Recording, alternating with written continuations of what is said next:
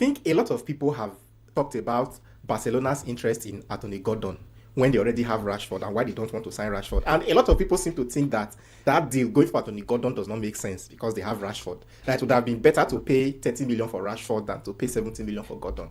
Let me play the devil's advocate here and say this. From a financial point of view, it makes more sense for Barcelona to actually sign Gordon, even for that 70 million. Personally, I don't think Gordon is worth that amount, but it makes more sense.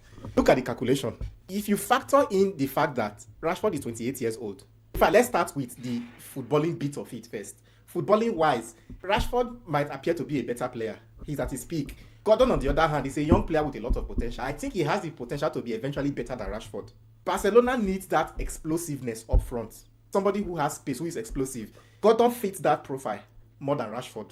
Rashford is skillful with the ball at his feet, yes. And then most importantly, is the pressing of the ball. Gordon is miles better than Rashford when it comes to pressing when they don't have the ball. And that pressing has been a big issue for Barca this season, especially with the high line that they play. So from that point of view, I'm not saying that Gordon is a better player than Rashford, but for this specific skill set, these specific things that Barcelona might want in a winger, Gordon is a decent choice for that.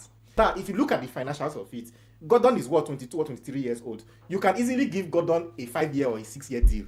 And then that 70 million, they don't record it in one financial year. Instead, they will amortize it for the lifespan of that deal. So it will be definitely softer on Barcelona's books this season.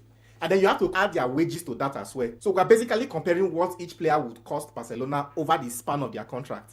I don't think Rashford is going to take a pay cut to stay in Barca. He took a pay cut to come initially because Manchester United did not qualify for the Champions League. So he had to take a pay cut as per his contract. But I don't think Rashford is going to accept less than £250,000 a week to stay in Barcelona. So if you add that amount that he's going to earn across, maximum they will give him, I think it's a 3-year deal. If you stretch that across 3 years, add the transfer fee to it, and then calculate how much you will pay. Gordon is at 150. I don't think, give or take, Barca will offer him anything more than 180. So if you stretch that across probably a 6-year contract and amortize that 70 million across a 6-year contract, the financial impact is not that different.